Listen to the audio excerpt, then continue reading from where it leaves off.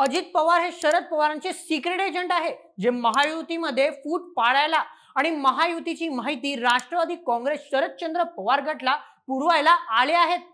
Shock लागला नाही ऐकून?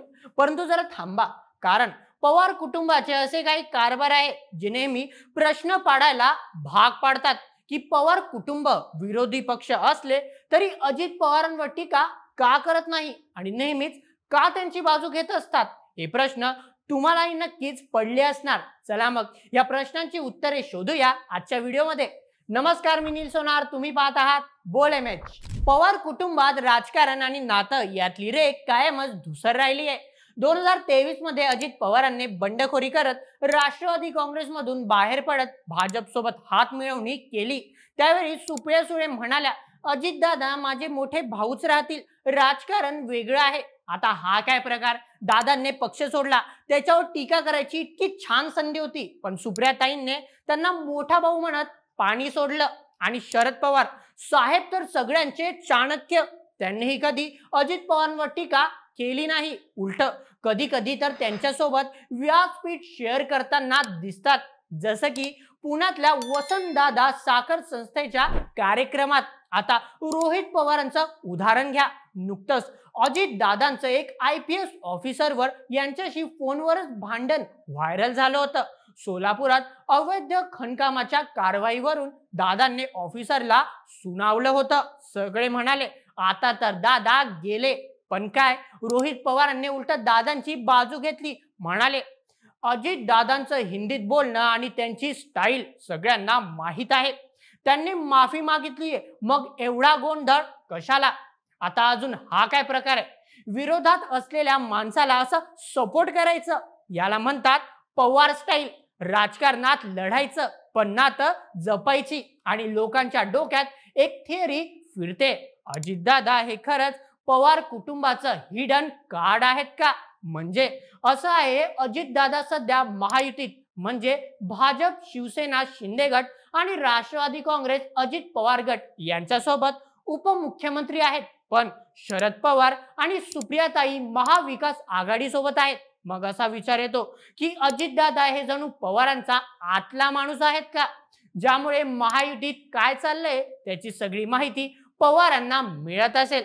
आणि कदाचित दादांच्या कामाचा फायदा महाविकास आघाडीलाही होत असेल.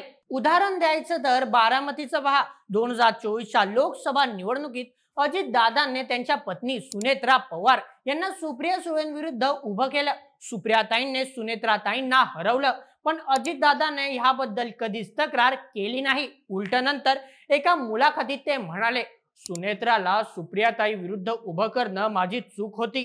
आता हा काय प्रकार? अजून खरंच चूक होती की हा काहीतरी मोठा प्लॅन होता? आणि सुप्रियाताईंनीही यावर काहीच बोलायचं टाळलं. म्हणजे कुटुंबात सगळं ठीक आहे, पण राजकारणात ड्रामा चालू आहे. आणखी एक गंमत, अजितदादा आणि शरद पवार एकमेकांना भेटत राहतात. 12 डिसेंबर 2024 ला शरद पवारांच्या वाढदिवसाला अजितदादा सुनेत्राताईंसोबत दिल्लीला गेले आणि साहेबांना भेटले. सुप्रियाताईंनी त्यांचं स्वागत केलं, सगळ्यांनी एकत्र नाश्ताही केला. आता हे पहा, राजकीय मतभेद असले तरी कुटुंबातली ब्रेकफास्ट डिप्लोमॅसी चालू आहे. पवार कुटुंब अजित दादांबद्दल का नाही वाईट बोलतात? यांचं उत्तर 2 गोष्टीत आहे. एक, पवार कुटुंबाला नात्यांचं महत्व माहित आहे. सुप्रिया सुळे सतत म्हणतात राजकारण आणि कुटुंब वेगळं. दुसरं, शरद पवारांचं चाणक्य डोकं. साहेबांना माहित आहे की अजित दादांना विरोध करून काही फायदा नाही, उलट त्यांना जवळ ठेवलं तर कदाचित भविष्यात फायदा होऊ शकतो. रोहित पवार ते तरुण आहेत, पण साहेबांचे शिष्य. त्यांनी IPS प्रकरणात दादांची बाजू घेतली, कारण त्यांना माहित आहे राजकारणात शत्रू ठेवायचं, पण कुटुंबात नाही. आणि हो, थोडी गंमत म्हणजे काही लोकांना वाटतं की अजितदादा हे पवारांचा डबल एजंट आहे, म्हणजे महायुतीत राहून ते पवारांना सगळी खबर देत असतील. पण हे खरं असेल तर दादांचं अभिनयाचं कौशल्य ऑस्करचं पात्र आहे. पण सत्य काय आहे हे फक्त पवार कुटुंबालाच माहिती. आम्हा सामान्य लोकांना काय, फक्त अंदाज लावायचा आणि गप्पा मारायच्या. आता थोडं गंभीरपणे पाहिलं तर पवार कुटुंबाचं हे सगळं डोकं चक्रावून टाकणारं आहे. 2024च्या लोकसभा निवडणुकीत राष्ट्रवादी काँग्रेस शरदचंद्र पवार गटने 10 पैकी 8 जागा जिंकल्या.